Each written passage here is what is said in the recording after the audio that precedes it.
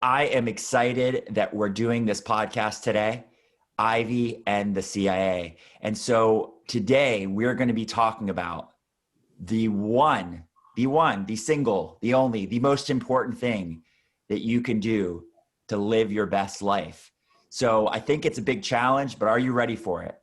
Absolutely. Before we jump into the one thing, I think it's most important that we start with the pain points. Like what is the thing or the things that people would have a reason to listen to us in the first place? Like, why does this matter? What's in it for me? Like, why should I care?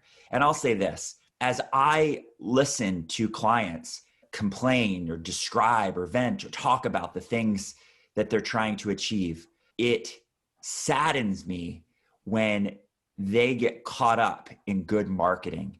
So what I mean is that it's really easy for an individual person to watch. I know there's not many infomercials anymore because people aren't watching live TV much, right? They're doing streaming. But to see an ad, see an ad on some social media platform, and maybe it grabs their attention and they're curious. So they watch a webinar or they go to some sort of presentation. And I think what they're seeking out is ultimately an easier way.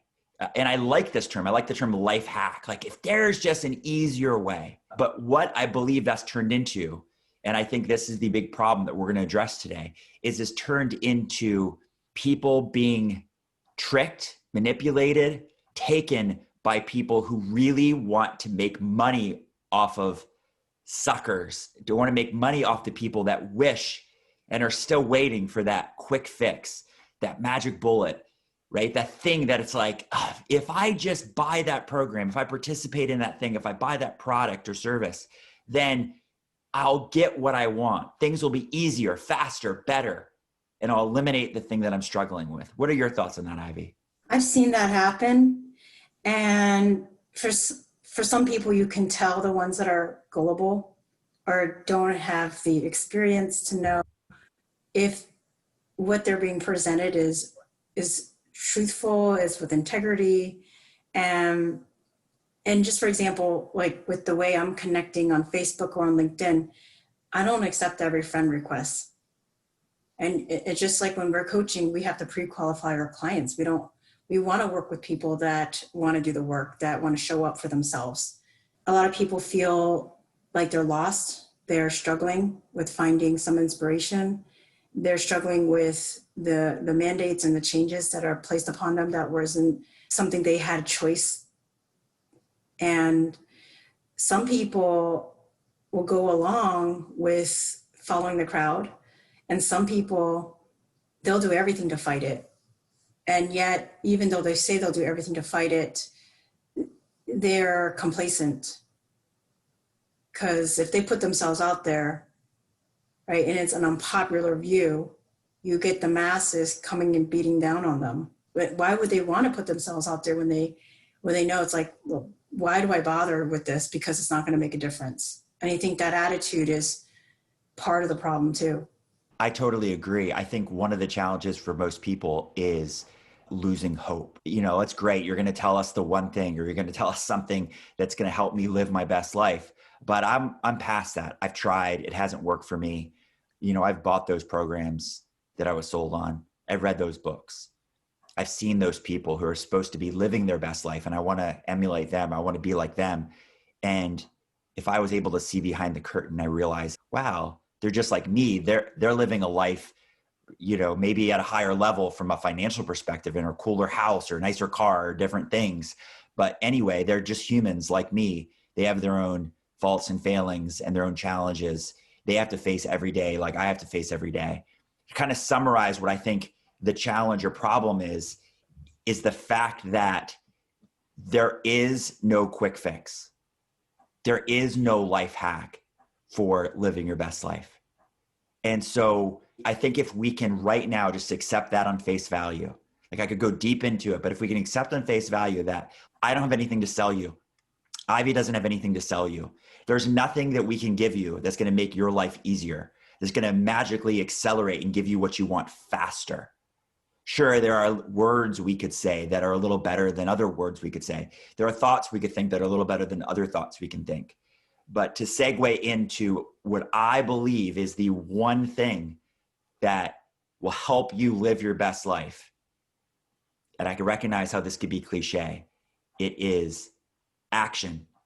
It is the thing you actually do. It's the thing you actually do. It's the thing you do, not just dabble with or try out. The thing you do once, the thing you do a couple times. It's the thing you do consistently. Just read an article yesterday, and I've seen many different people have their opinion on what it takes to establish a habit or break a bad habit.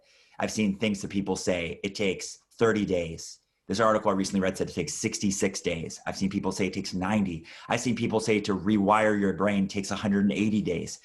Here's reality. If you're in it for a quick fix, you're probably not even going to give it the minimum, which probably everyone could agree with, which would be like 21 or 30 days. You probably won't even be willing to commit to 3 weeks or a month. So whatever you take away from today's call, I'm just going to say this: give up on, stop pursuing, stop reacting, stop responding, and stop buying things that promise it to be easier, faster, cheaper, better, right? Because that doesn't exist. And whatever you decide to do, make a minimum 1 month commitment to do it as consistently as possible. If you do that, I'll tell you, there isn't just one thing. There are a lot of things. So I'm going to give you a bunch of one things today, and Ivy's going to give you a bunch of one things today that you can do to live your best life. And so the one thing, the answer to this topic today is going to be the one thing that you pick out of our groupings, the one thing that you say, I'll do that. And if you do that one thing and you commit to a minimum of 30 days, hopefully longer, and you have the patience and perspective to know it's only going to work if I work it, if I take the action. And while I wish it was faster, easier, better, I can't buy my way into that. There's no system or process or things to make it better. So we're just providing today to you ideas, tools, concepts, and the challenge ultimately for you is some things are going to resonate and other things won't. Pick out the one. Go, that's it. That's my one thing. And that's the one thing that I'm going to commit to for 30 days because it helped me live my best life. Awesome. I agree. And there's so many ideas of the one idea that could help me, help you live your best life.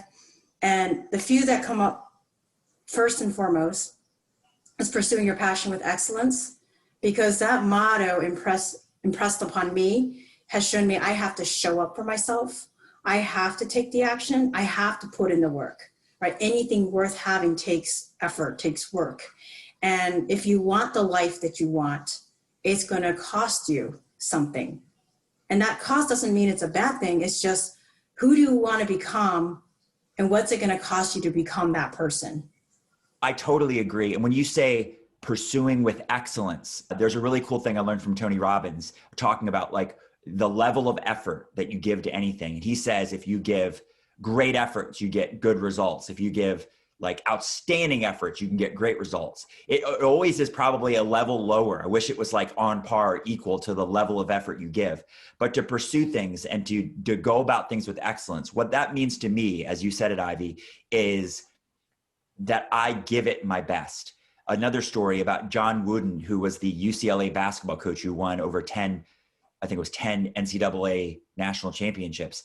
He would say it's not about the scoreboard. It's not about the score of the game itself. It's about you as an individual athlete being able to go into the locker room after the game, look yourself in the mirror and say, I left it all on the court. That's what it means to me to pursue things with excellence. It's to say, why do anything unless you're going to give your best to it, right? So I think that's probably our first tip that Ivy started with, and I'll kind of complete the tip, which is if you're going to do anything, first ask yourself the question, like, do I really want to do this? And if you're going to do it, say, am I willing to give my best efforts? Am I willing to do this to me, which is excellence at an outstanding level? And then having the perspective to know that it's not always going to be probably at the level that you give. It's going to be something below that, but to be okay to go, what I can control is giving it my best. The results have a lot of variables which will take care of themselves. But anything you pursue, do you want to pursue it because it's important to you? And are you willing and are you going to give it your best efforts? Absolutely. And just to add to that about giving your best effort, when you're taking an action that is, say, you're trying to introduce a new habit, a new pattern, a new behavior, you want to think about completion versus perfection. If you're getting in the reps, say this is something to do with eating healthy or starting some new exercise program, and you weren't doing any of it at all, but starting with a small step and staying consistent with it, that compounds over time. Your actions, what you do right, your disciplines compound over time. That also sets you up for success and living your best day. What resonated with me was Darren Hardy wrote a book, which I love. I've listened to it many times because I usually do audiobooks when I can listen to it. And it is called The Compound Effect. And the compound effect, what always reminds me is that it comes along with patience, right? It goes with what we started with, to say there is no quick fix. I wish there was. I am guilty as anybody to every day see the latest title of a book and read the subtitle or watch the author be interviewed and go, ooh, that book's going to make a difference, because somehow I'm holding on to this fact that's like, that thing they're going to tell me is going to change everything. Well, it's great. I still read those books or listen to those books, and I still participate in those programs. But I'm more now looking for, like, to pull out the golden nugget, or golden nuggets, those things that are important to me. But it's to have the patience to know that if you give it your best, and if you're patient and you just complete the task in front of you today, and you keep doing it, like I said, for at least 30 days, if not longer, it's the compound effect that builds upon itself. And you may not see short-term results, but if you give it enough time and you're patient enough, you're going to start seeing long-term results. I agree 100%. Just to see myself, for example, one of my goals was to get comfortable with video. And I started with one Facebook Live a couple months ago, and I committed to doing them every day. And to see where I am today, where I can do a Facebook Live Monday through Friday, I'm not terrified to get on there. In fact, it's very, very fun for me to get on there and share some idea and share some strategies and share some inspiration. And today I spoke exactly on productivity. And that is doing something consistently that's most important to you. Right? It's not getting so much done in a day's worth of time. There's so much time that you and I all have the same amount of time. So how we manage it and what we're productive with, what's most important. And if you want to live your best life, you want to be able to answer the question, what are the activities, what are the experiences that are most important to you? And are you doing them? So when you said that, what it reminded me of was I think it was another story that I originally heard from Darren Hardy, and what he talked about, and I have totally grabbed onto this. This is a golden nugget that I've been using for years now, and then I coach with everybody. And it is, when you say, what is most important to me, it is to not waver or jump around and go, I have 10 things I could do. You're like, it just goes with the flow of your emotions, which are important to you. Instead, make a decision which is going to be most important to you for a period of time. Just like I said, commit to whatever you're going to do. We said, do it with excellence, do it for 30 days. And that would be like the one thing that will help you live your best life. Well, when you make a decision of all the things you could do, I would say if you did one thing, maybe it's to take your list, your to-do list, or the possibilities of things you could work on or spend your time doing, and just pick 3. Just pick 3. I call it your big 3. On my whiteboard over here, I have written down my big 3. And that big 3 can change over time. It can change either weekly, it could change monthly, it could change quarterly, it could change yearly, whatever it is. But it goes back to that question of, do I want to do this? Well, yes, because I've decided what are my big 3 things that I want to do. And I want to do with excellence. And I want to allow the compound effect to go forward. So I'm moving towards a future reality that's better than the current reality that I'm in right now. So the takeaway from what Avi was just trying to say there is, do things that are important to you, but don't have to evaluate and make that decision. There's a term called decision-making fatigue. If every time you have to look at this big list of things to do and you have to go, what should I do? what's most important, you are wasting mental energy on making that decision every time. So I think start out with this a week. This week, go, these are my big three this week. So as you look at your list, you can easily point out these ones on your list apply to your big three. And that'll help you prioritize and spend your time doing things that you know are important to you. That way you can do them with excellence. That way you can be patient and allow them to build and compound to be something amazing for you. Very much so. And that made me think of, I also coach on this, is I like to tell my clients, okay, create a list of what you like to do and create a list of what you don't like to do. What are things that you can eliminate? What are things that you can delegate? What are things that are just a waste of your time and really that you don't even know why you're doing them, but you're doing them anyways.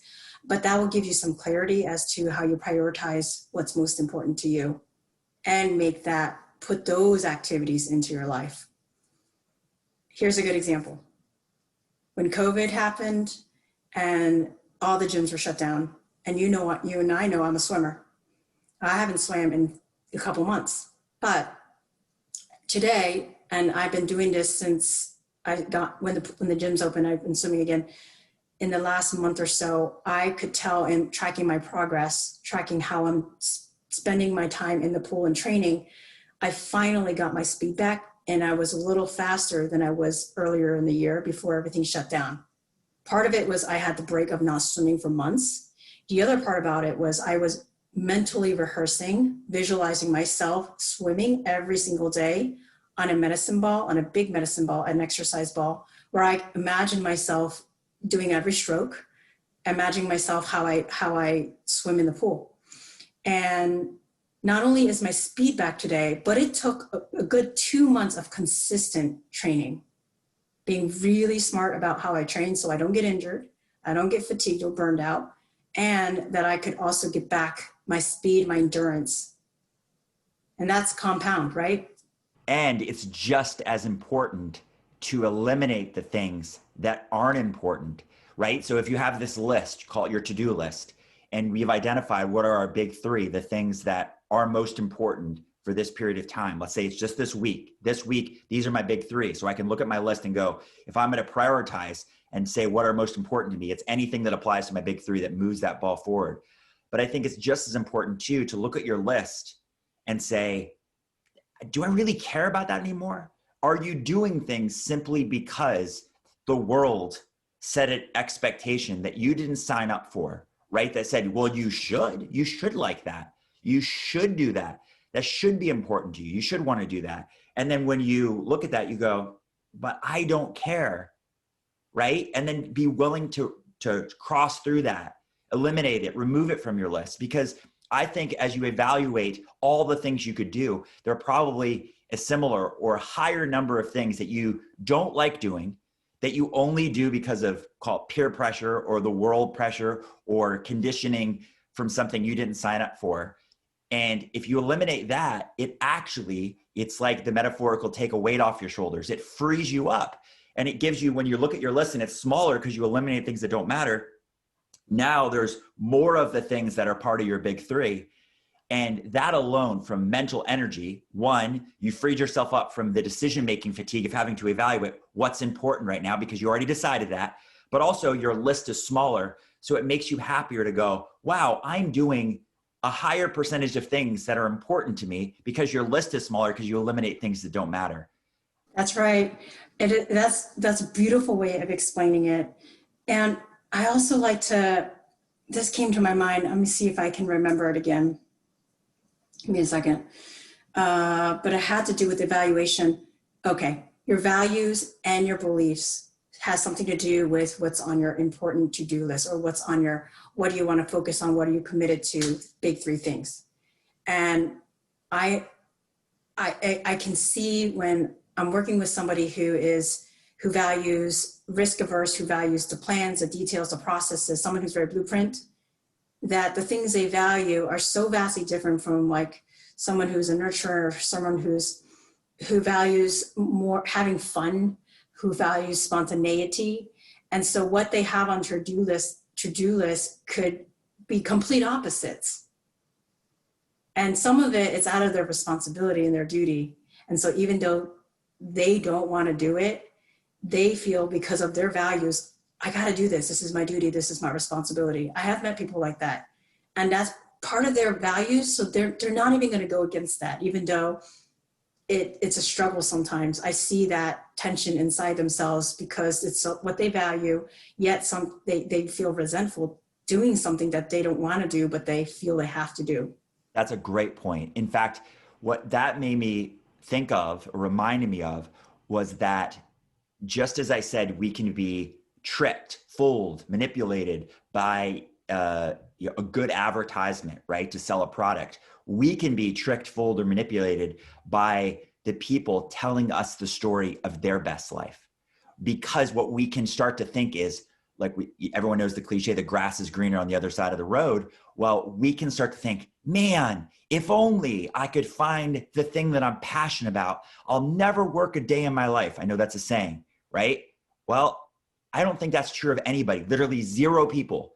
That's a false expectation that we could set that only sets ourselves up for disappointment. So when you talked about obligation or things that we do and feeling this sense, it's knowing that, one, there is no way that you can have something, even if you love it, even if you're great at it, even if you're the best in the world at it, that there won't be parts of that day or whole days where you feel it's just you're doing it out of a sense of obligation. It just feels like I got to do this. But ultimately, if you narrow it all in and chunk it backwards to, we talked about eliminating things you don't feel like doing, deciding what are your big three. It's that you have a choice. And here's your choice. Your choice is, if you don't want to do something, you don't have to do it. So, but the moment you choose to do it, then you don't have to.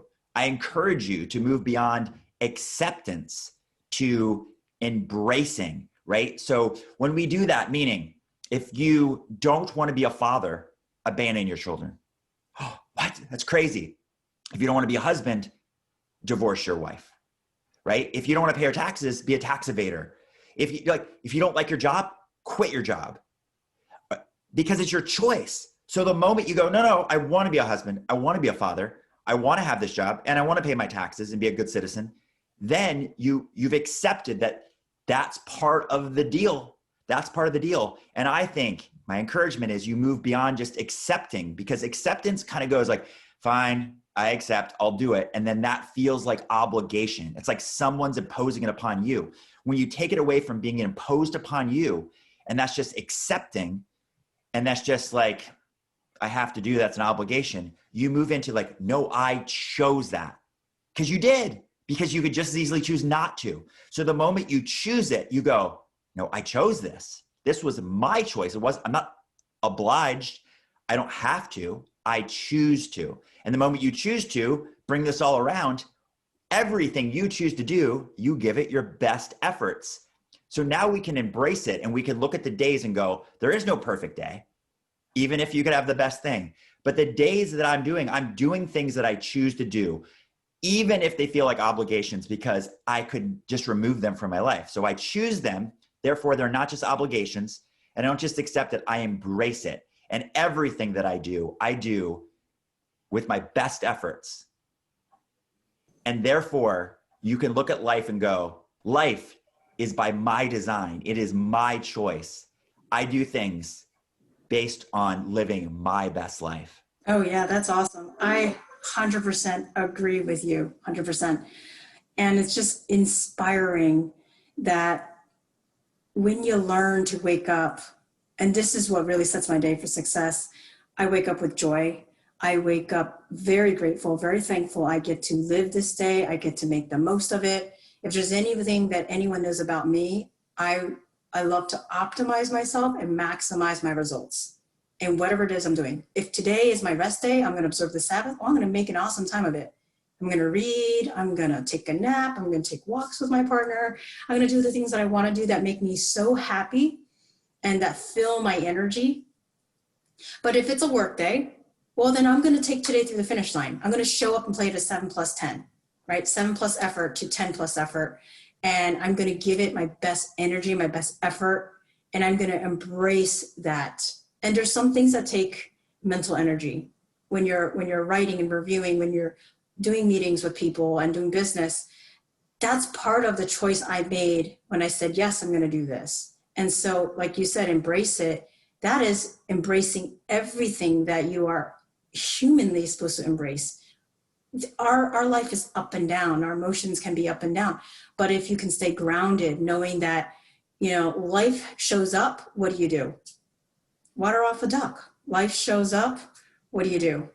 You get mentally tough. You dig deep, or you find a way, right? A peak performer is going to know no matter what happens. If they make a mistake, if they trip, they get back on their game as quickly as possible. They shift out of that crappy mindset, whatever it is that threw them off. And that's what, even the best coaches, even the best peak performers, they all have those kind of days. And the difference is we know how to get back on track as quickly as possible. So my summary, if I could keep it simple, it's living your best life is living your life on your terms, realizing that you get to wake up every day and make a decision. What am I going to do with my time?